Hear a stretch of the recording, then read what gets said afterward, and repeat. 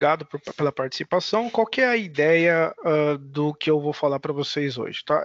Eu trabalho, uma das coisas que eu trabalho, bom, eu não tenho um foco muito bem definido, porque eu fico mexendo em algumas coisinhas laterais também. Uma delas é a derivada fracionária, né? Seria você estar trabalhando com ordens de derivação real positiva, né? Indo, por exemplo, né, assumindo que a derivada de ordem zero seria a própria função, né?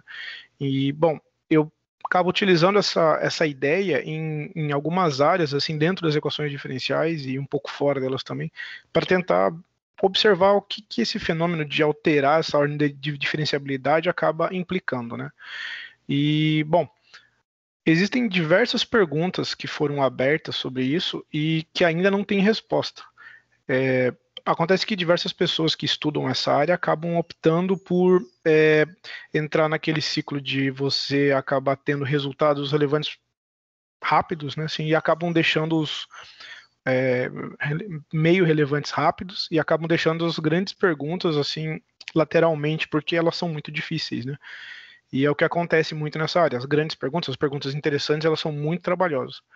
Então, a minha ideia seria talvez trazer algum tópico relativo a essas dificuldades e coisas que eu venho trabalhando, mas eu acho que na maioria das vezes isso é um pouco complicado porque é uma área pouco conhecida entre as pessoas dentro da área de equações diferenciais mesmo, porque por ser muito técnica, né? As pessoas acabam não tendo esse manejo. Então, eu, dependendo do que eu falo, eu acabo meio que falando sozinho, né, no seminário, e não é muito interessante, principalmente quando não tem muitas pessoas, ou pelo menos algumas pessoas que entendam bem já previamente do assunto. Então, o que eu tento fazer sempre é fazer uma espécie de overview sobre a área e comentar um pouco do trabalho. Como eu sei que neste seminário em particular tem muitos alunos de pós-graduação ainda que estão começando a carreira e tal, então eu preferi fazer uma coisa mais geral, menos específica, sabe? Contar como é que você trata e comparar essas equações diferenciais fracionárias com as derivadas, com as equações diferenciais com derivada de ordem 1, né? De ordem fracionária com ordem inteira. Dá mais ou menos uma ideia do que muda e depois no fim eu comento para vocês alguns exemplos de problemas em aberto, tá? Então eu vou tentar fazer devagar para vocês não perderem o que eu estou falando com o outline aqui do que vai aparecer. E eu mais ou menos dividi o seminário nesses 5 tópicos. 5 não, né? Nesses 6 tópicos. Basicamente, eu vou tentar passar por esses slides de maneira não muito tediosa, tá? Porque tentei deixar de uma forma interessante para vocês poderem ver o que está acontecendo, o que aconteceu historicamente. Eu vou falar depois de alguns resultados básicos e qual que é um dos problemas que tem essa área, né? Tem muitas funções específicas que se usa muito aqui. Você eventualmente usa elas, ouve falar de pessoas utilizando ela em outros lugares, né, por outras razões, mas o pesado delas acabam aparecendo nessa teoria aqui. Então, eu preciso tratar delas. E, bom, para tratar delas, eu precisaria usar diversas pequenas ferramentas, assim, juntas, tá? E isso pode ser um pouco trabalhoso. Então, eu vou tentar fazer de uma forma bem rápida, que não tenha muita tecnicidade. Depois eu vou falar um pouco do cálculo fracionário em si, né, usando todas essas ideias anteriores. E depois eu vou trabalhar com os problemas de Cauchy em dimensão infinita, né? Só que eu vou trabalhar com operadores limitados e ilimitados para tentar explicar a diferença, né, do que acontece mesmo com o problema fracionário. E por último eu falo um pouco de questões em aberto. Beleza? Bom, então, por curiosidade, o que eu costumo dizer bastante é que é bastante natural você ter digamos assim, uma teoria, né, um conceito definido para números inteiros e você tentar extrapolar isso para números não inteiros, né? Então, por exemplo, se você pensa na potência de uma função, de um elemento real, né, x elevado a n, você consegue explicar isso de uma forma bastante clara para qualquer pessoa o que significaria x elevado a n, né, ou x elevado a 2, a 3. Isso é bastante claro e intuitivo para a maioria das pessoas. Porém, é muito mais complicado de você tentar dar qualquer significado a x elevado a 5,4 ou x elevado a mesmo a π, que seria bem mais complicado. Você teria que justificar que você tem uma função, que tem uma continuação única, né? Você pega no plano complexo, ela é única, analítica. Enfim, é uma maneira de você completamente definir o que significa isso sem muito problema. Mas para uma pessoa comum seria difícil fazer isso, embora esse caminho seja bastante natural dentro da matemática. Então, uma pergunta bastante natural depois que o cálculo foi feito é como é que eu calculo a derivada de uma função uma quantidade de vezes que não seja inteira. E essa pergunta foi feita pelo Marquês de L'Hopital para o Leibniz numa carta que ele enviou logo em seguida da publicação, né, do trabalho, e ele falava assim para o L'Hopital, né, como é que eu faço essa derivada meia? É possível dar uma ideia do que seria essa derivada meia?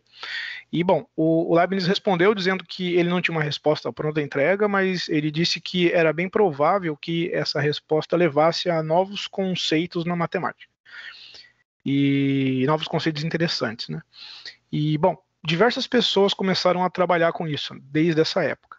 Então, por exemplo, em 1819, tem o Lacroix aí, que ele começou a dar uma ideia, porque, pensem, você tem uma noção inteira e você quer dar uma noção fracionária para o negócio, né? Então, você pode dar a noção que vier na sua cabeça, não importa. O que você quiser fazer, vale.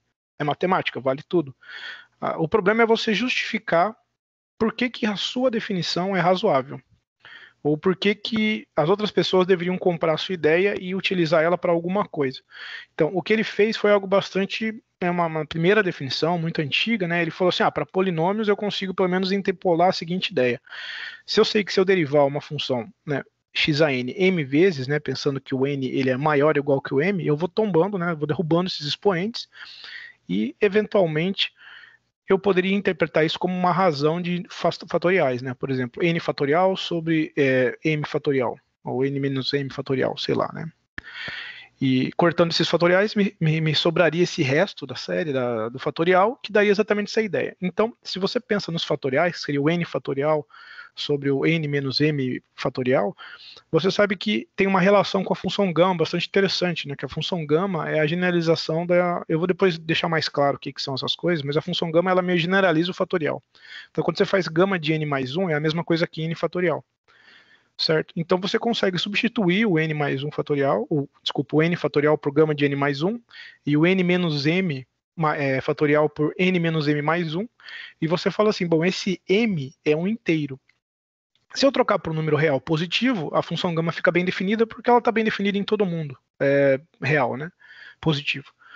E então você tem essa noção inicial. Ele fala que a derivada fracionária de um polinômio, né, de um monômio, seria fazer essa razão de funções gamas vezes isso daí. Tudo bem, é uma ideia, e a partir daí ele tirou alguns resultados interessantes. É uma maneira de você generalizar, embora você não tenha uma explicação direta, né, do que está fazendo isso daí. Bom, inspirado pelo Riemann e pelo Liouville, né, são duas pessoas distintas que tinham alunos que tinham contato nessa época, né, não, são de épocas distintas, se eu não estou enganado também, e o que acontece é que não é claro exatamente da onde veio essa definição que eu estou apontando para vocês aqui, mas eu consigo justificar para vocês o que ela significa. Se vocês definirem, por exemplo, um operador integração que leva uma função integrável de zero a um intervalo. Por exemplo, vamos pensar aqui de x0 até t, sei lá, qualquer coisa do tipo.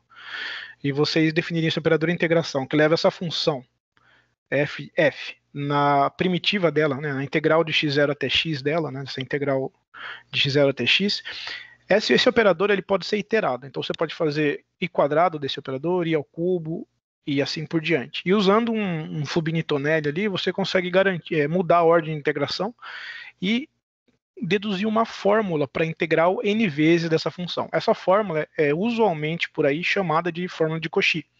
E como é que é essa fórmula?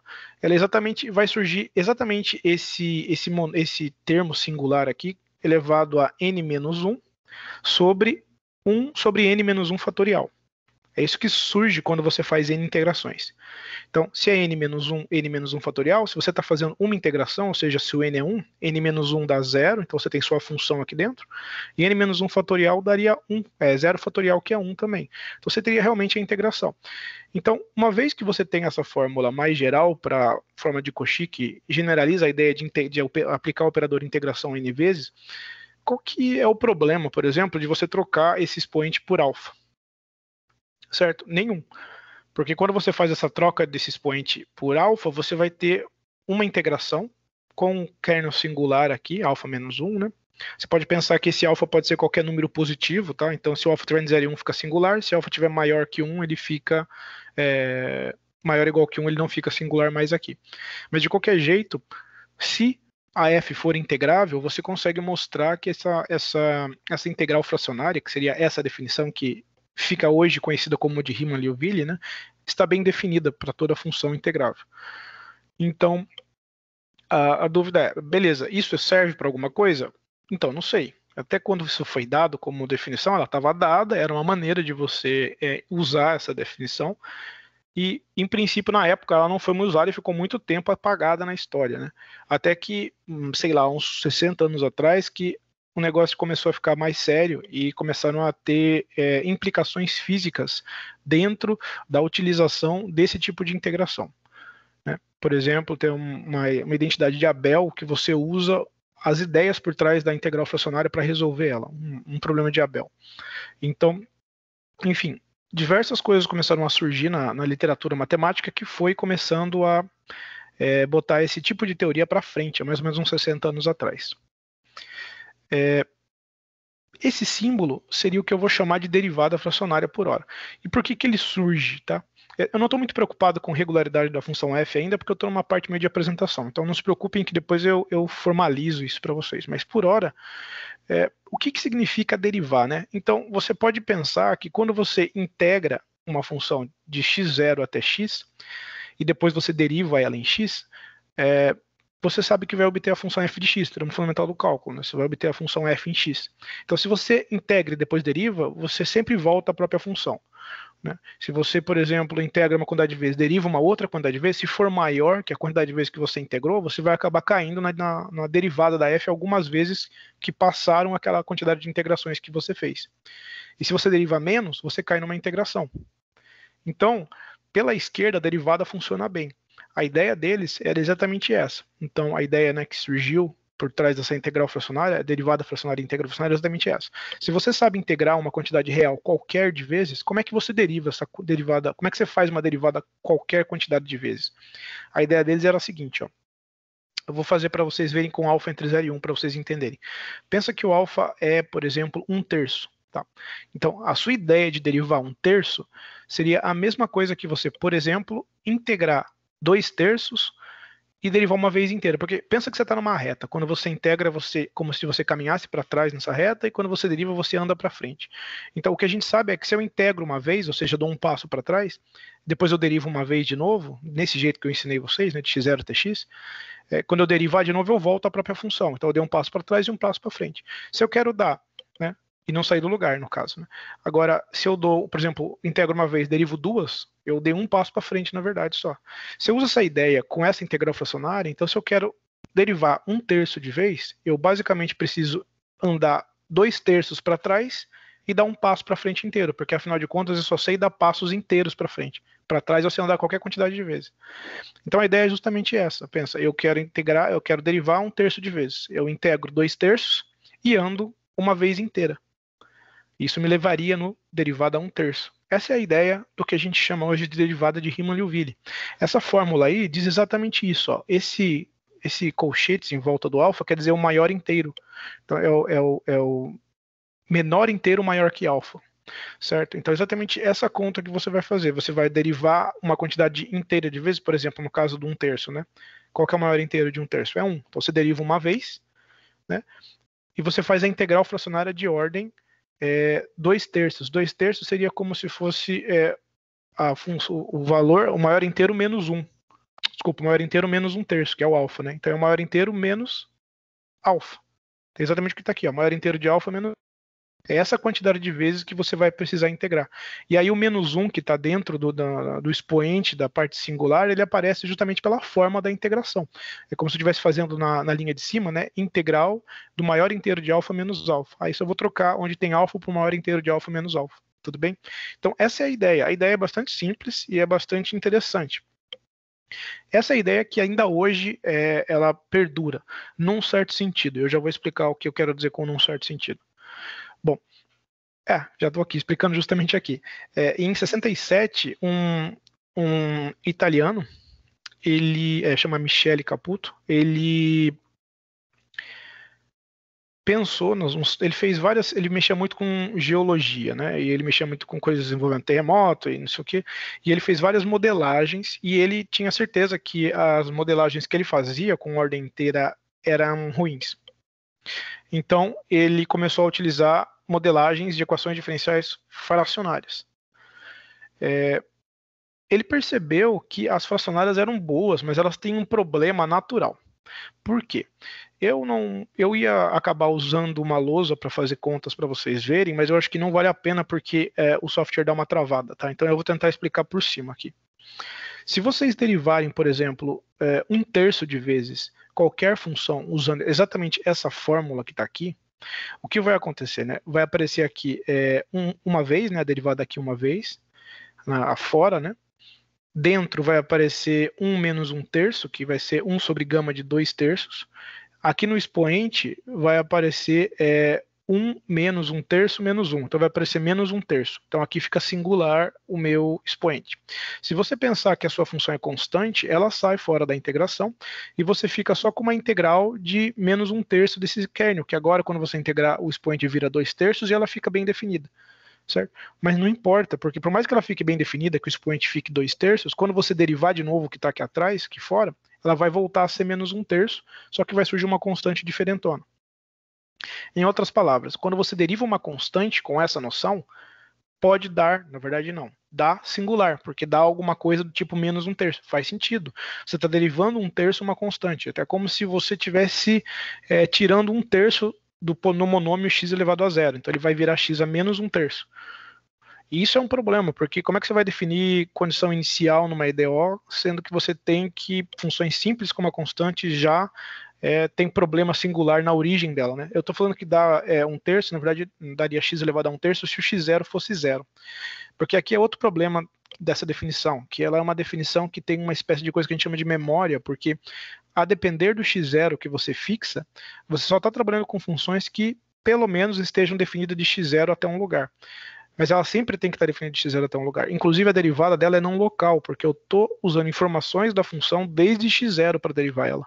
Então eu não consigo só simplesmente calcular uma derivada local, como a gente faz com derivada usual.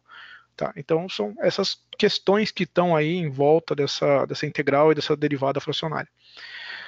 Como é que eu resolvo esse problema? Então o Caputo, né, ele percebeu esse problema e ele viu que talvez ele conseguisse resolver com um ajuste na noção da derivada.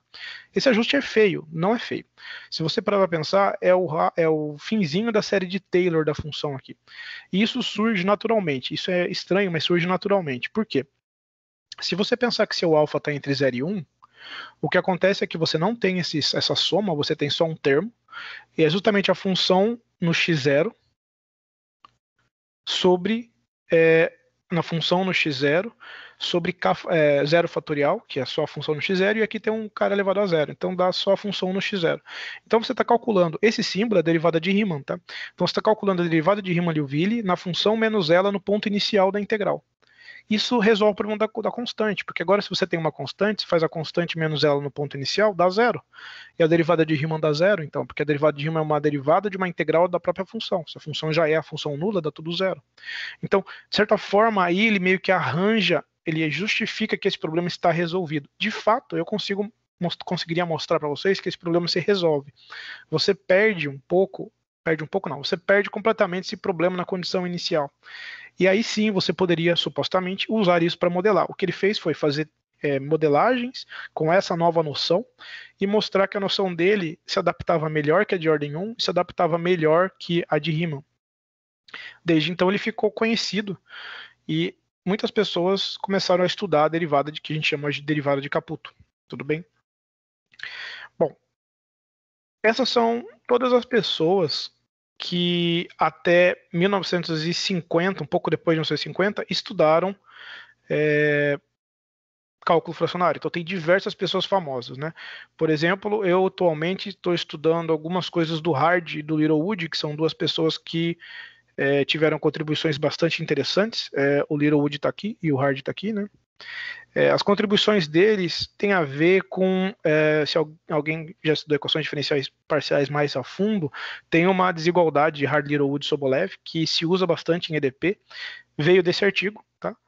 É um artigo do Hard que tem um erro, incrivelmente tem um erro que o Stein corrigiu, mas não nessa demonstração, mas em uma demonstração com pesos envolvendo a desigualdade de Hardy-Littlewood e Sobolev. Mas, de qualquer forma, esse artigo deles, eles tratam desse Hardy-Littlewood e Sobolev e usam a integral fracionária como exemplo de aplicação direto da teoria deles. Então, eles estavam trabalhando com isso. Não só eles, mas diversas outras pessoas, tá? Não sei, não dá para vocês verem direito, eu acho, mas tem o Liuville, o Riemann, né, Letnikov, Littlewood, o Riss, diversos, Zygmunt, diversas pessoas famosas acabaram trabalhando com esse tipo de teoria, né? E os três autores desse artigo, né, o Machado, a Kryakov e o Maynard, né, eles acabaram publicando um outro, depois mais recente, sobre livros e sobre revistas especializadas. Vale a pena observar que nenhum dos três é matemático mesmo, tá? Então, esse é um problema da área, que a parte matemática dela às vezes fica meio de lado, porque o pessoal acaba, né, mais preocupado com a parte aplicada. Então, existe bastante espaço para estudar essas coisas. Bom, eu vou falar um pouco sobre resultados básicos, tá? Então, aqui eu vou introduzir o que seria uma transformada de Laplace de uma função. Então, se uma função ela é do tipo localmente integrável e é do tipo exponencial, ou seja, que a partir de um certo t0 ela tem uma limitação exponencial, então você consegue calcular a transformada de Laplace dela, mesmo que o contradomínio dela seja um espaço de Banach, tá? Que é o caso aí, que é o x. Então, você consegue fazer essa conta, nesse espaço que você está, você consegue inverter esse operador, ou seja, você consegue calcular a transformada inversa de Laplace dela, né? Então, se você está dentro desse espaço, onde f é tipo exponencial e localmente integrável, você consegue falar da transformada inversa de Laplace dela, que ela é bastante útil no que a gente vai fazer lá na frente, tá? Então, eu só vou introduzir esse operador, não sei se todos vocês conhecem, mas se vocês não conhecem, não faz muita diferença nesse momento agora, é só um operador em si que existe, tá? Eu vou assumir também que essas noções estão claras, né? Então, quais são as noções que estão claras? Função gama é uma função analítica definida no plano complexo, exceto nos inteiros negativos, e no zero também, tá faltando tirar o zero ali, tá? Onde no zero também, sim, no zero também. E a gama de Z ela é dada por essa integração, você pode começar a definição dela assim, sempre que o número complexo tiver parte real positiva, e com essa definição, né, você consegue provar essa identidade de baixo, ou seja, que gama de n mais 1 é o n fatorial. De uma certa forma, essa função gama então está generalizando a noção de fatorial inteira, né, para números complexos com parte real positiva, e você também consegue provar que isso aqui vale para todo o Z complexo, que é mais ou menos a identidade de cima. Tá? Só que aqui vale para todo número complexo. A definição valer para todo. Primeiro você prova que isso aqui vale para todo número real com parte maior que zero, graças a essa identidade aqui. E aí você define a função gama para trás usando essa identidade. Você diz que gama de z para z entre menos 1 e 0 é gama de z mais 1 sobre z. Agora gama de z mais 1 cai no intervalo 0, 1 e você usa a informação da frente para definir ela para trás. Você faz essa construção dela e mostra que ela é uma função única usando aquele teorema de continuidade analítica, né? Se tem duas funções que são iguais uma aberta, então elas são a mesma. Um plano complexo. Então você usa tudo isso para definir ela de maneira única, né? A única função que vai generalizar o fatorial dessa forma que a gente está querendo, analítica.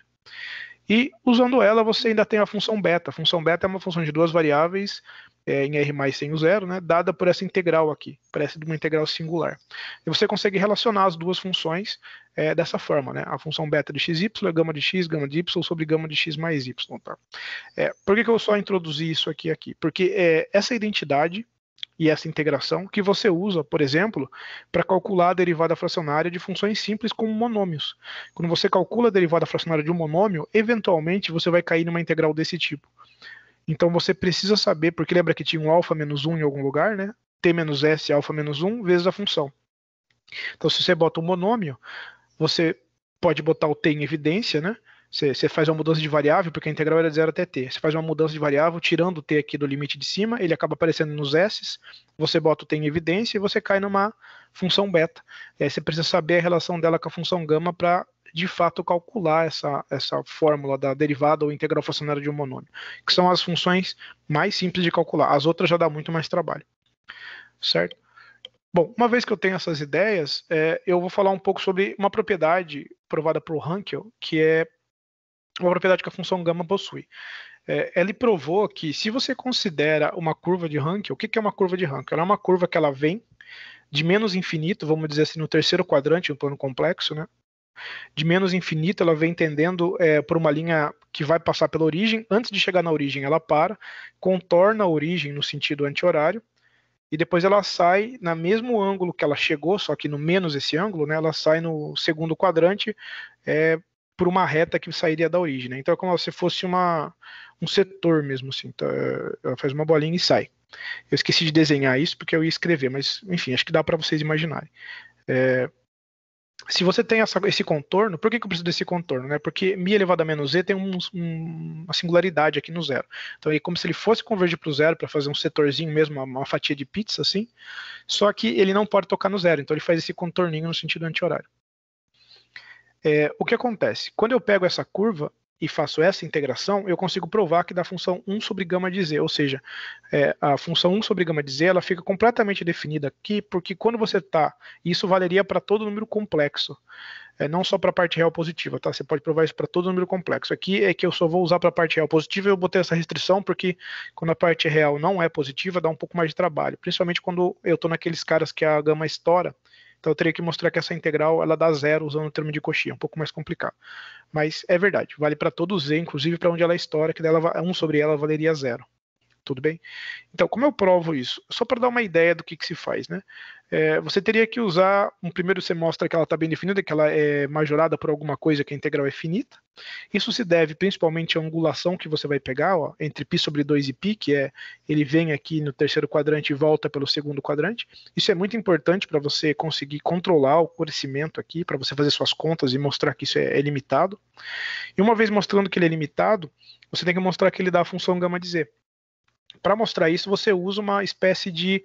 você desentorta, você primeiro faz uma mudança de variável, simples aqui, você mostra que essa mudança de variável não estraga o integrando, isso é fácil de fazer, você consegue mudar de uma curva para outra, quem já estudou análise complexa sabe que isso é possível de ser feito, e você mostra que isso não estraga a curva, você ganha esse t de 1 menos z aqui fora, sobra uma coisa muito parecida com o t, agora isso aqui já está na cara da transformada inversa de Laplace, é muito parecido com a transformada inversa de Laplace do μ menos e, ou seja, bastaria eu desentortar o meu eixo para um caminho paralelo ao eixo imaginário. Você mostra que isso é possível também. Uma vez que você cai aqui, você tem exatamente a transformada inversa de Laplace do μ menos e. Só que a transformada inversa de Laplace do μ menos e está ligado com a transformada dessa função aqui. Então, na verdade, vai cancelar com 1 menos e e vai acabar sobrando só o 1 sobre gama z, que é exatamente o que a gente queria. Claro que parece simples, mas não é, tá? Eu expliquei de uma forma simples, mas eles têm que fazer muita conta aí no meio. Esse é um teorema bastante interessante para a gente, porque a gente vai precisar de umas funções especiais. Todas as funções especiais que a gente vai usar são muito parecidas com a exponencial. Essa é uma função parecida com a exponencial, é a função Mittag-Leffler, é alfa beta, né? E ela tem esse denominador aqui, ó, que se você botar alfa igual a 1 e beta igual a 1, você vai ver que é exatamente a função exponencial, porque dá gama de k mais 1, que é n fatorial, k fatorial. Então ela está generalizando. Só que ela está generalizando e não é só um fatorial embaixo, é uma coisa que depende da função gama. Então saber como se comporta 1 sobre gama de z é importante aqui. Tá? Bom, eu tenho essa série, e essa série vai ser bastante importante para a gente ali na frente.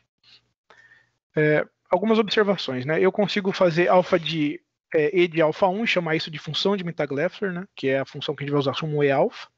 E alfa beta, quando eu pego alfa e beta igual a 1, dá a própria exponencial, que é o que eu estava comentando com vocês. E, por exemplo, e de 2, 1 em menos e quadrado dá a função cosseno. Então ela generaliza várias coisas aí no meio. Tá? E é interessante essa família. Olha, outra coisa que talvez não seja muito claro para todo mundo, tá? Mas eu só vou comentar o que eu quero dizer com isso. Isso é uma forma integral, usando aquele mesmo tipo de contorno, né? Desde que o raio da bolinha que ele contorna seja maior que norma de z é 1 sobre alfa, para que ele venha, contorne o ponto z e volte, tá? Eu consigo uma forma integral dela. Como é que eu consigo essa forma integral? Isso aqui parece a exponencial. Se você pegar alfa e beta igual a 1, você vai ver que vai ter e a mi sobre mi menos e, que é a forma de Cauchy para exponencial. E aqui é a forma de Cauchy de fato, porque se eu estou contornando o ponto z, eu fecho essa curva, uso o teorema de Cauchy, mando essa curvinha que eu fechei para infinito e acabo mostrando que a exponencial também pode ser escrita assim, mesmo com essa curva infinita. Tá? Como é que eu provo isso? É fácil, na verdade, eu vou só trocar 1 sobre gama de z pela forma de Henkel, troco, aqui eu faço uma heresia, porque eu não vou provar para vocês que isso é verdade, mas eu vou trocar a integral com a soma infinita, Isso nem sempre é possível, nesse caso vai ser, por causa da analiticidade da convergência da função alfa-beta, mas tem que provar isso também. E, bom, quando você troca, você vai ter um termo novo dentro da série que você consegue reescrever desta forma aí. Isso é uma série agora geométrica e ela converge para 1 sobre 1 menos o termo geral, que dá exatamente aquela forma que eu tinha dito para vocês, tá? Então, eu tenho uma forma integral para essa função, como a exponencial tem, tá tudo valendo. Então, até agora eu só estou generalizando noções que a gente conhece. Generalizei a exponencial, generalizei a integral, generalizei a derivada. Tem uma função importante, que é essa função de tipo Wright, que foi estudada em 1921, se eu não me engano, pelo Wright, e ele estudou ela completamente. Também tem uma forma integral, ela também tem uma série, ela também é analítica, tá? E qual que é a vantagem dela? Ela tem uma relação íntima com a Mittag-Leffler. Se você considera exatamente os expoentes lambda e mi como sendo menos alfa e 1 menos alfa, e aplicar esse menos e, essa função foi chamada de função de Maynard, que é o mesmo cara que escreveu aquele artigo daquele pôster lá, né? E ela tem propriedades desse tipo aqui, ó. Se ela é positiva, né? A integral dela de TR vezes ela dá essa razão de funções gama. Em particular, se o R for 0, dá 1, ou seja, ela é uma distribuição de probabilidade. A integral dela no intervalo todo dá 1. A transformada de Laplace dessa alfa t vezes ela dá o e de alfa alfa menos e. Lembra que o e tinha alfa beta? Ele dá o e de alfa alfa. E se eu faço a transformada de Laplace dela, dá a E alfa de menos E. Então, elas são pares de transformada de Laplace, que a gente chama, pares de transformada. Essas funções são interessantes porque vai aparecer na frente, tá? Então, eu apresentei todo o meu ferramentário e agora eu falo um pouco do cálculo fracionário. O que é o cálculo fracionário? É aquelas coisas que a gente já estava discutindo, é a integral que eu tenho aqui à direita, que a gente já estava falando, certo? E eu vou só identificar e avisar vocês que eu posso enxergar essa integral com uma convolução. Isso me ajuda bastante. É a f convoluído com a g alfa, que é essa função aqui. Se eu faço essa convolução simples, eu consigo retirar diversas propriedades que a integral fracionária tem diretamente da convolução. Então isso me ajuda muito a vida, enxergar dessa forma. É claro que aqui eu estou abusando da notação, porque eu não poderia botar f aqui. Eu teria que botar uma f barra, onde essa f barra é a f no intervalo em 0 tal e 0 fora dele. E aí sim, a convolução dessa f com essa g na reta toda daria essa forma. É claro que você também poderia usar aquela convolução intervalo finito, que é aquela convolução de segundo tipo de... como é que é o nome? De Volterra, né? Também daria. É uma outra maneira de você justificar. Certo? Eu vou sempre estar considerando, nesses casos, x0 igual a 0, que nem eu observo aqui em cima, tá? Sempre começando em 0, porque é mais fácil de explicar para vocês. Mas eu poderia continuar com qualquer x0 que eu quisesse. Isso iria acarretar uma translação nas funções que eu vou estar mexendo lá na frente, mas eu já explico os problemas para vocês. Bom, o que eu preciso além de tudo que eu já falei? Eu preciso que a f seja integrável e que essa convoluçãozinha, ou seja, que a integral fracionária dessa ordem, tenha n derivadas fracas. Se eu pedir isso, né, seja no espaço Sobolev Wn1, se eu pedir isso, eu já consigo fazer a derivada da integral fracionária de n menos alfa, que é justamente essa convolução, e portanto eu tenho aquela forma que eu ensinei vocês lá para falar da derivada de Riemann-Liouville. Exatamente igual. Então eu estou dando para vocês aqui condições mínimas necessárias para a existência dessa derivada num sentido fraco, né? Quase sempre. Então se eu tenho essas hipóteses, está ok. Riemann está bem definida. E Caputo, como fica? Caputo eu preciso de continuidade. Aqui não está Caputo aqui, deixa eu ver. Está na frente. Isso aqui ele é um resultado interessante, que ele fala que as funções absolutamente contínuas, né? Aquela W infinito, elas são suficientes para você calcular as derivadas de Riemann, ou seja, né, as W infinitos elas estão contidas no domínio da derivada fracionária, e a imagem delas está sempre contida em LR, R entre 1 sobre alfa e 1. Esse resultado é decorrente do resultado do Hard, tá? Tem a ver com o resultado do Hard. Não é decorrente, mas tem a ver com essa segunda parte aqui principalmente. É bem difícil o resultado dele, por acaso. Tá? E aí, o que acontece com a derivada de Caputo em si? A derivada de Caputo, eu vou pedir que ela seja contínua, a função, que me dá integrabilidade, porque o intervalo é finito, né? Tem comprimento finito, porque eu preciso aplicar ela no zero, então eu não quero lidar com o que seria ela em L1 e falar ela no zero aqui, tá? Porque a menos de conjunto medida nula, isso ficará mal definido. Então, eu peço que ela seja geralmente contínua, que a convolução também seja W1, porque W1 e não N1, porque eu estou trabalhando só agora com N igual a 1, porque eu não quero aquele monte de termo de correção, que era o resto da série de Taylor da função aqui. Eu quero uma maneira mais simples para a gente discutir.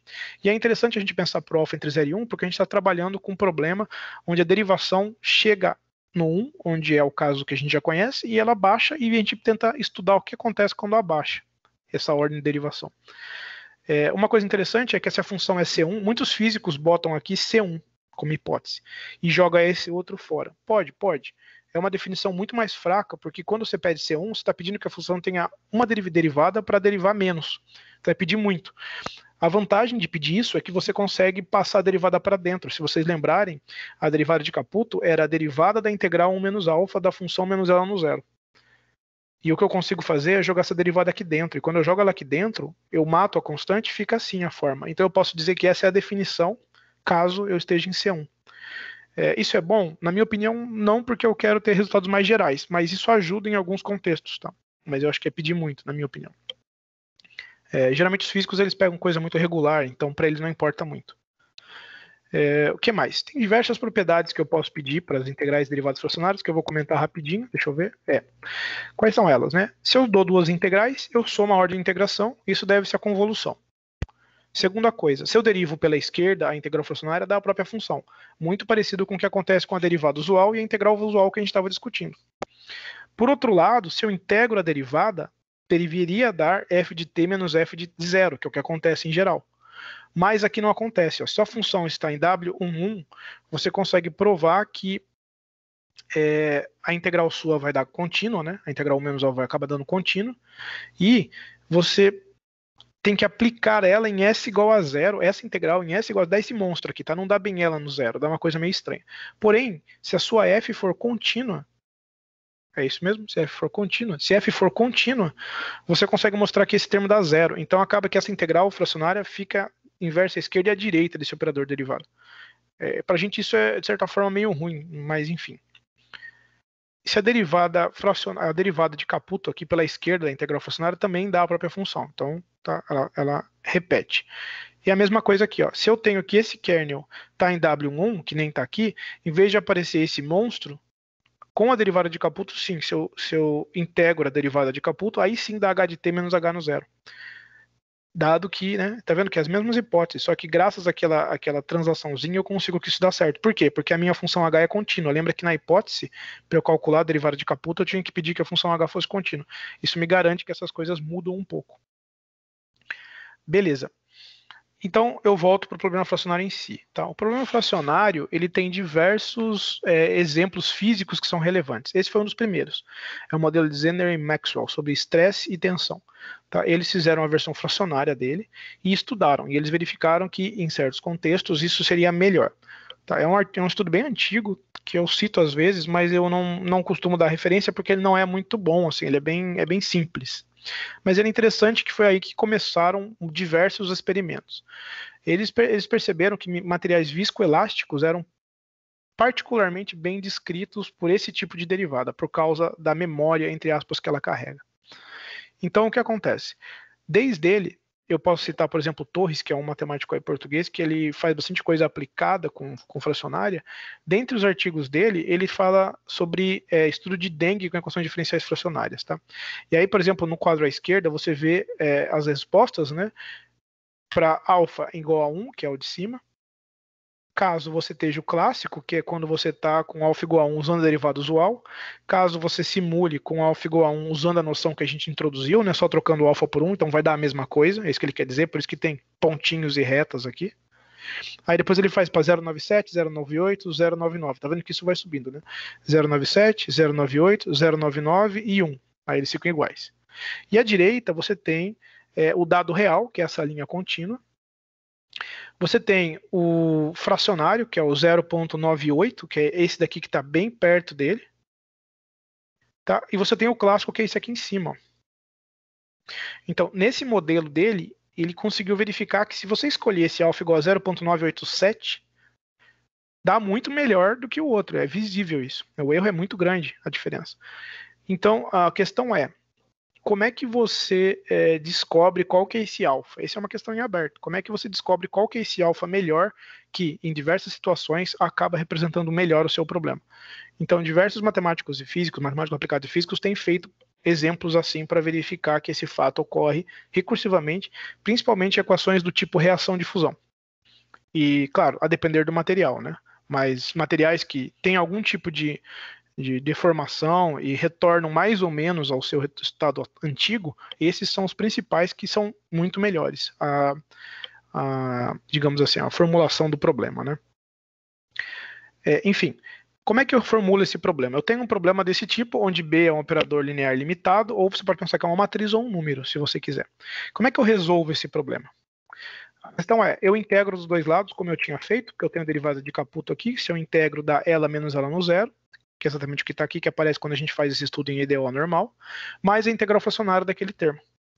Certo? Então eu posso seguir os mesmos passos de uma EDO usual. Eu posso falar assim, olha, como é que eu defino solução global, solução local, onde a gente vai buscar solução para isso?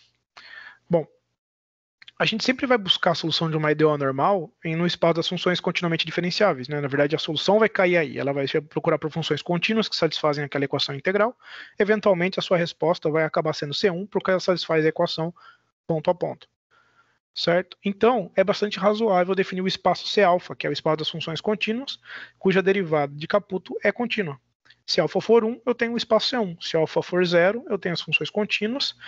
E entre alfa, entre 0 e 1, eu tenho esses espaços intermediários aí. Então, para a definição de solução contínua, solução local e solução global, eu uso as mesmas que eu já conheço, ou seja, ela é global se ela for uma solução local para todo tal maior que zero, né, no intervalo fechado. E eu vou dizer que ela é local se ela for solução no intervalo zero tal fechado, e eu só souber disso. Tá? Se pertencer àquele espaço, satisfizer aquelas equações. Bem parecido, né? Bem análogo.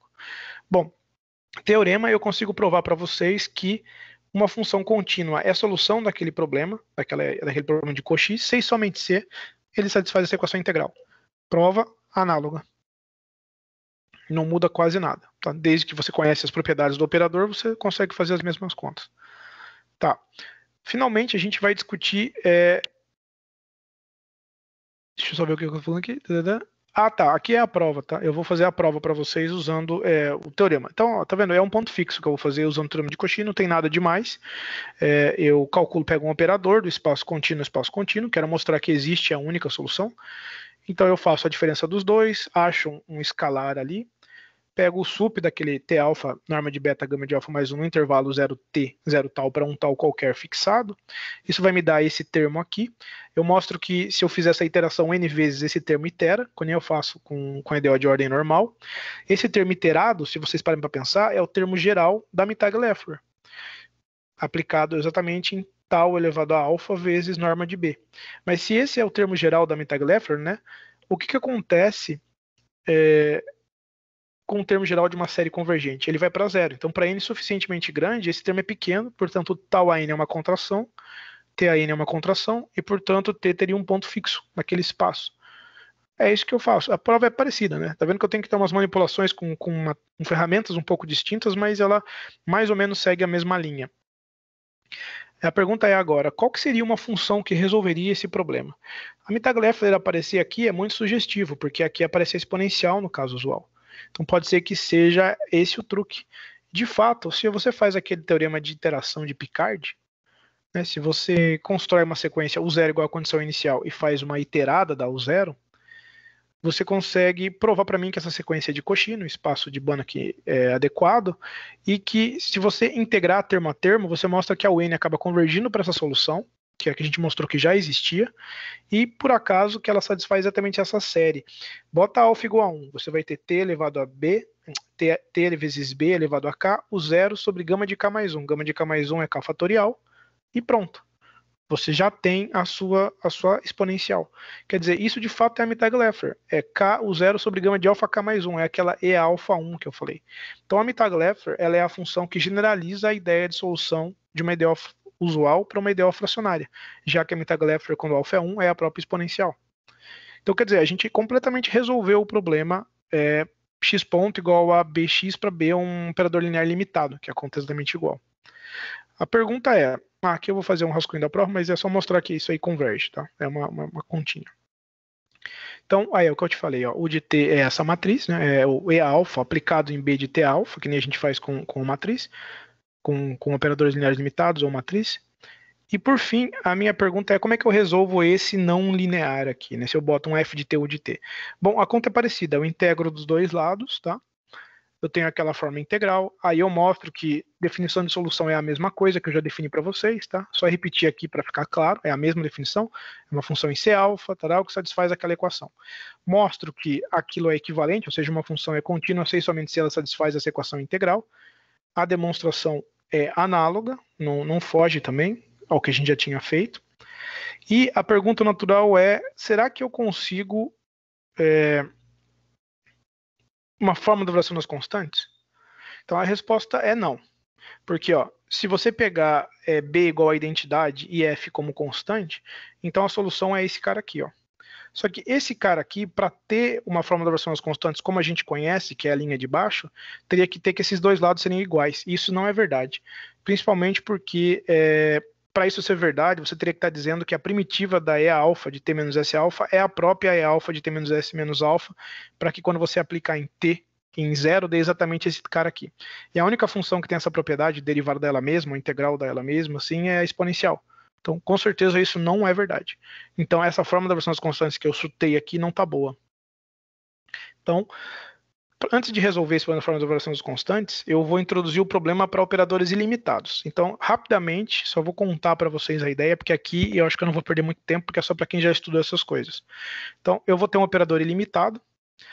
O que acontece é que muitas vezes a solução desse problema com operadores ilimitados satisfaz a concatenação, que é a propriedade da exponencial, né? E, na verdade, essas soluções a gente chama de semigrupo. Ou seja, são uma família de operadores que no zero vale a identidade, que tem a propriedade da concatenação da exponencial, igualzinha que vale lá, e que são funções contínuas. Né? A gente chama isso de fortemente contínuo, né? Semigrupo fortemente, ou C0 semigrupo. E aí, uma vez que você tem que aquele problema tem um C0 semigrupo associado, você consegue gerar o expoente, o semigrupo é como se generalizasse a ideia da exponencial de AT. Então, quando você quer dar um nome para aquele azinho, que antigamente era um número e agora é um operador, a gente costuma chamar esse operador de gerador infinitesimal do semigrupo, porque ele é o expoente da exponencial nesse caso, diríamos assim. E para calcular ele, a gente tem essas regras, tá? Então, tudo isso quem já estudou é tranquilo. Quem não estudou não faz muita diferença nesse ponto. Outra coisa interessante é que o semigrupo satisfaz a equação, tá? Então, o que acontece quando eu vou para o caso fracionário? No caso fracionário, eu consigo construir esse operador para vocês, que é aquela. Lembra aquela função de Maynard que eu comentei lá no começo, que tinha umas propriedades interessantes, distribuição de probabilidade, tudo? Se eu fizer integral de zero a infinito dela com o semigrupo, essa função tem a mesma propriedade com derivada fracionária. Mas por que você fez isso? De onde você tirou isso? Bom, lembra que o semigrupo é uma exponencial? Então imagina que aqui é uma exponencial. Então seria exponencial de menos ST alfa. Porque eu tenho que ter o resolvente, o espectro negativo para estar trabalhando com essas coisas. Então pensa que é um E de menos ST alfa. Tá bom? Então E de menos ST alfa vezes M alfa. É a transformada de Laplace da M alfa. Lembra que eu disse que a transformada de Laplace da M alfa era a Mittag-Leffler? Aqui é a Mittag-Leffler. Então eu estou só generalizando essa ideia. Só que agora com operadores definidos em espaços de dimensão infinita. Tá. Mais ainda, né? Só para ver que eu não estou enganando mesmo, né? Se t for zero, eu tenho aqui a identidade. E sobra só então a integral de zero a infinito da M alfa. Só que a integral de zero a infinito da M alfa, como eu falei que ela era uma distribuição de probabilidade, dá 1. Então dá só a condição inicial mesmo. Isso aqui é verifica. Tá bom? Verificar que isso aqui é solução dá um trabalhinho, desse jeito que está aqui, tá? Então eu só vou continuar para explicar o finzinho para vocês. E no caso não linear? No caso não linear, olha que interessante. Eu consigo sim uma forma de variação das constantes um pouco diferente. Vocês vão falar, nossa, mas está muito feio. De fato, tem um termo aqui embaixo, ó, t menos s elevado a alfa menos 1, S alfa de t menos s um pouco diferente. Tá vendo que esse alfa de t menos s ele é parecido com aquele que eu defini agora de pouco, que supostamente é a Mittag-Leffler, mas esse tem um alfa s aqui. Eu já mostrei para vocês que isso aqui de novo é a transformada de Laplace dessa função, alfa s, m alfa s. Se você pensar assim. E quem é a transformada de Laplace da função alfa s, m alfa s? Era aquela e alfa alfa. Então esse s alfa é como se fosse o e alfa alfa. O que isso me diz? Que se existir uma forma de variação das constantes, eu tenho um e alfa aqui, mas aqui dentro eu não tenho um e alfa. Eu tenho o e alfa alfa vezes esse kernel. E isso é muito estranho. É tudo diferente do que a gente estava acostumado. E aqui começam as grandes diferenças do problema. Eu tenho um kernel singular dentro da minha fórmula da variação das constantes, para caso fracionário. Mas essas funções, tudo bem que é uma maneira de enxergar elas. Tem outra maneira de enxergar elas? Tem. Quem trabalhou com EDPs em dimensão infinita está acostumado, às vezes, a ouvir o termo operador setorial. Tá? Então eu tenho um operador setorial, eu não vou me atinar muito aqui, mas pensa que é um cara que tem um espectro à esquerda, e esse espectro à esquerda é como se estivesse dentro de uma fatia de pizza. Certo? E fora da fatia de pizza eu tenho uma estimativa boa desse tipo que está aí na tela. É isso que eu preciso saber para fazer as contas. Então, se isso é verdade, e imagina que a ponta da minha fatia bate no zero, eu vou chamar isso de operador setorial positivo, porque eu quero, só sem nenhum motivo especial. Tá? Então, se eu estou com A igual a zero, eu tenho então o pé daquela fatia no zero.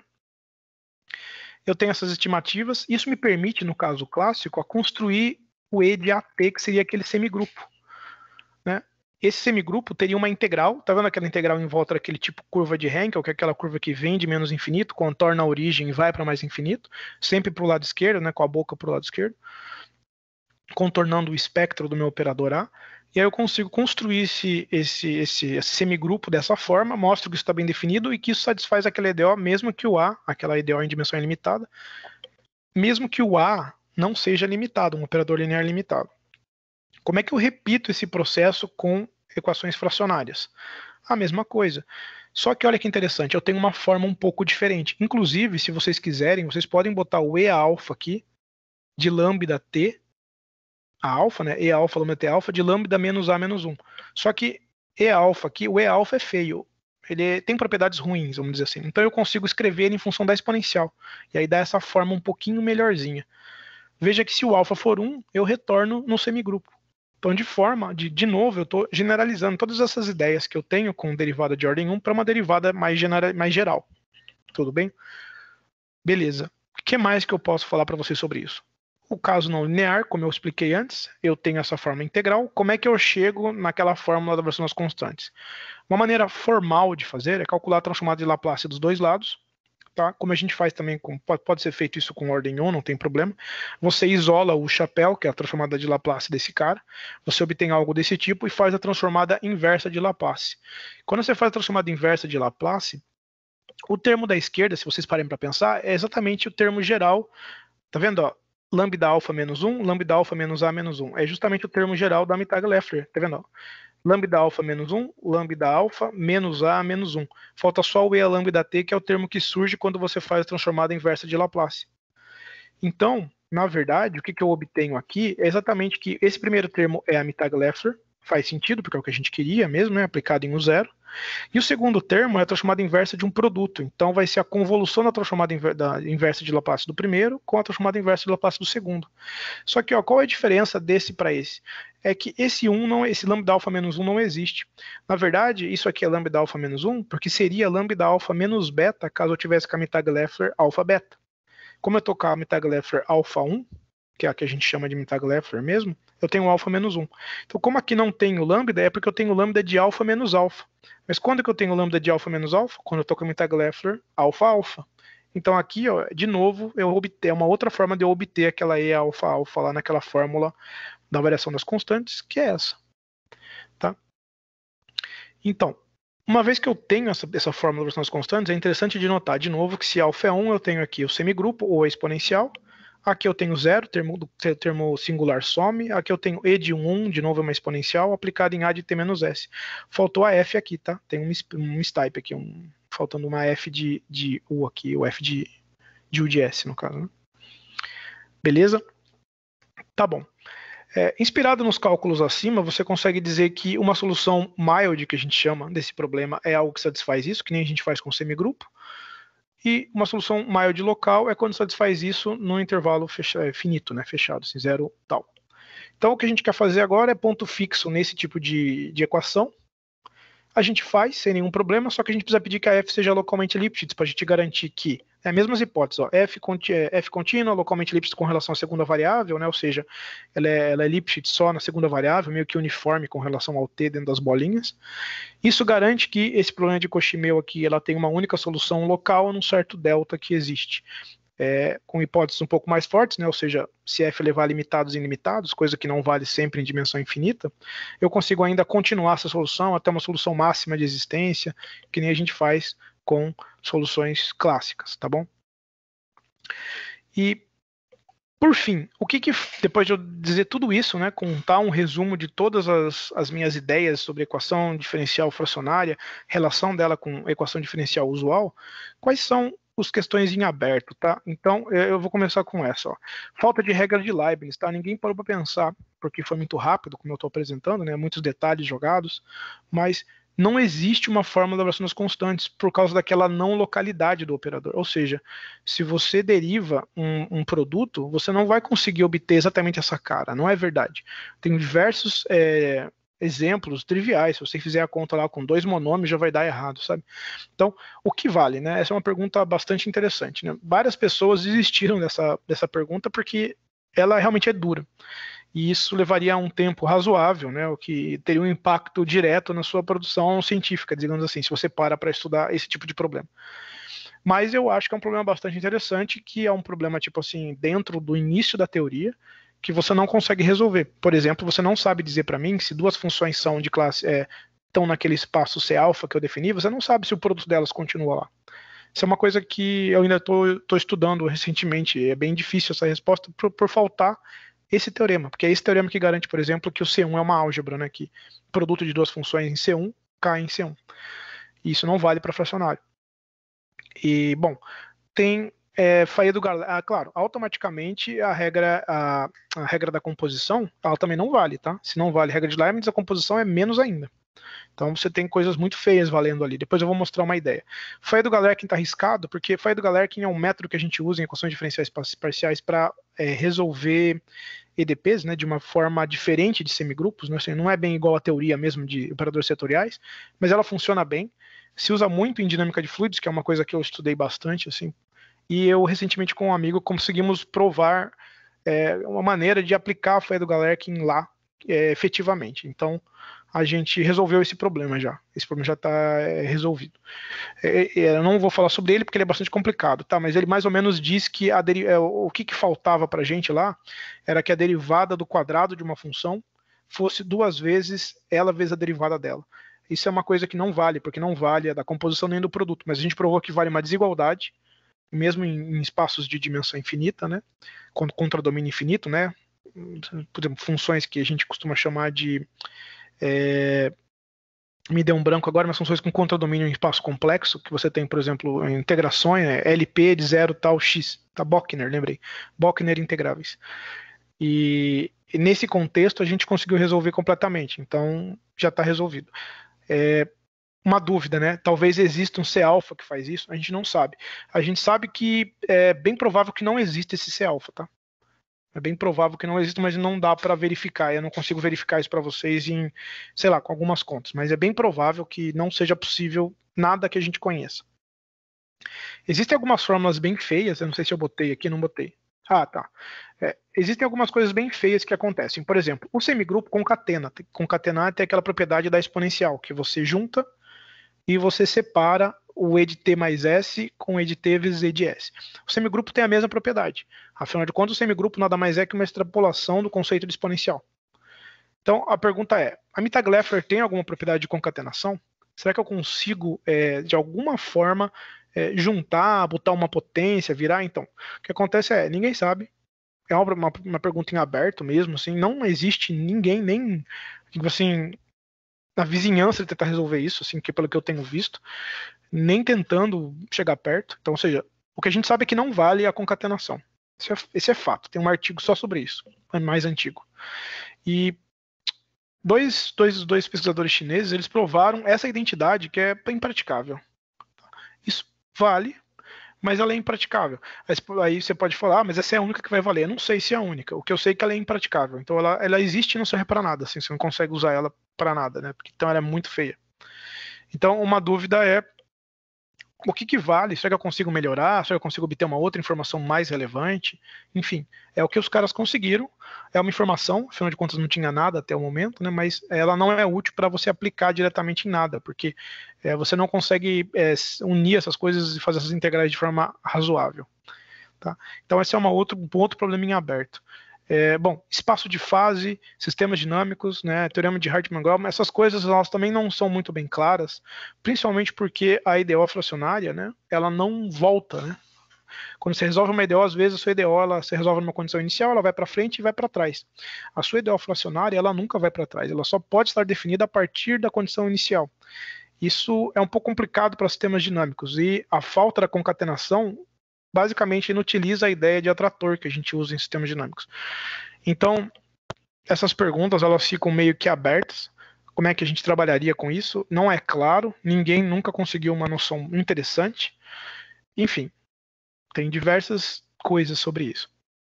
Geometria das derivadas na verdade, a geometria das derivadas entra no sentido de que o que significa derivada? Derivada ela mede a inclinação da reta tangente ali na função, tal, enfim, espaço tangente. O que significa derivada fracionária? Então, até hoje não se tem uma noção geométrica muito clara do que ela faz. Embora ela seja, principalmente porque ela é uma convolução, e a convolução ela é meio complicado de você ter uma interpretação geométrica dela. Então, o que seria, né? Eu já vi diversas pessoas tentando fazer explicações, mas são explicações que não têm mais uma, tipo assim, não tem um, você vai e não chega em nada. Então, o que seria, né? O que eu poderia dizer que uma derivada fracionária faz, que ela mede, que está entre não medir nada, né? Que é o que a função faz, né? No ponto, a função daria o valor da função no ponto. E a derivada dela daria a inclinação da reta tangente. O que esse intervalo entre 0 e 1 estaria medindo com relação à função? Isso é um problema em aberto. Falta da regra da cadeia, que nem eu comentei com vocês, convergência de soluções.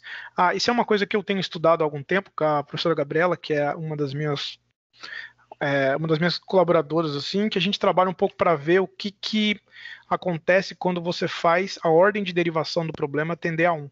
Então você tem um problema e você sabe que quando o alfa varia, sua solução você tende a se aproximar, entre aspas, a se aproximar da sua solução do caso usual. Então, sob certas circunstâncias, claro, né? Você tem que dar algumas hipóteses e tal, mas a pergunta é como ocorre essa convergência, né? Em que espaços isso ocorre, e se é possível, em algum contexto, obter informações do problema limite usando informações dos problemas que você está variando, né? Porque às vezes você tem, e acontece inclusive no Navier-Stokes, você tem um problema em Navier-Stokes, que é o problema do milênio, na verdade, você não consegue chegar no espaço L3 e L9. Não sei se vocês já viram falar disso, né? Se você conseguisse botar a sua solução no L3 e L9 de R3, você conseguiria provar a unicidade e pronto, você estaria num dos espaços, num dos expoentes de Serrin, são vários expoentes equivalentes, que se você conseguir provar que sua solução ela cai nesse espaço, então ela seria única, mesmo em dimensão 3, que eu resolveria o problema do milênio, né, por exemplo. Mas você não tem essa informação. Você nunca consegue, né? Por exemplo, mesmo o Cato, que é um cara que estudou bastante numa época mais anterior aí, 1960, por aí, ele tem resultados que quase dá. Então, o que acontece é que se você faz a mesma ideia com derivada fracionária e faz outras técnicas, você chega que ele bate nesse espaço PEN. Só que ele bate nesse espaço de uma certa forma que conforme o alfa vai chegando, eu vou te dar um exemplo que eu quero dizer. Para o Cato, ele nunca chega em L3, L9, nunca pode botar nem 3 nem 9, né? Nem 3 no tempo, nem 9 no espaço, que é a regularidade que ele está pedindo, né? Integrabilidade elevada ao cubo no espaço, integrabilidade elevada à nona no espaço, ao cubo no tempo. Isso não é possível com Navier-Stokes normal. Agora, com fracionária, você sempre chega em L9 no espaço, para toda a ordem alfa. Só que você nunca chega em 3, você chega em 3 sobre alfa. Como o alfa é menor que 1, o 3 sobre alfa é maior que 1. Então você está chegando ali no 3, mas nunca chega em 3. Mas de qualquer forma você chegou no 9, que é coisa que a de alfa, a de ordem 1 não chega. Então umas coisas que a gente tem respondido é desse tipo, né? Então o que a de ordem 1 tem? Se ela tem toda a regularidade de 3 mais alfa L9, entendeu? Entendeu? Esse tipo de pergunta que a gente tem tentado responder, ver se a gente consegue de alguma forma extrair da fracionária informações para o caso limite. Tem várias perguntas em aberto com relação a isso. E, bom, diversas outras que eu poderia aqui perder, sei lá, dias falando aí, que eu não faço a menor ideia de como proceder, assim, enfim. O mais comum que você acha nessa área é você pegar uma equação, e o mais comum que eu digo que são pontos que não são tão interessantes, mas existe bastante estudo disso. Na minha opinião, tá? Tudo na minha opinião. O interessante, o que se tem hoje, assim, é você pegar, por exemplo, um problema e estudar a versão fracionária dele. Se você estudar a versão fracionária dele, eventualmente ele pode te dar uma informação. Mas se você vai estudar ela só por estudar, eventualmente ela te dá uma informação não útil, né? Então, mas isso ainda é bem visto no sentido de que é uma informação nova, mas não agrega muita coisa, sabe? Então, os problemas realmente difíceis, né, eles ficam meio que boiando até que alguém se bata nele e acabe conseguindo resolvê-lo. Recentemente, diversos matemáticos famosos começaram a publicar em revistas assim extremamente famosas, Communications in Partial Differential Equation, sei lá, diversos artigos no Journal of Differential Equation, e essas coisas têm começado tipo assim, o Caffarelli está começando a mexer com isso, quer dizer, essas pessoas mais pesadas estão começando a estudar equação diferencial fracionária porque eles veem que é difícil e provavelmente estão se interessando por resolver esses problemas. Então, quem sabe daqui a alguns anos a gente não tenha novidades mais interessantes. Tá? Mas por hora é isso daí, então muito obrigado pela atenção e desculpem por passar o horário, acho que eu passei um pouquinho.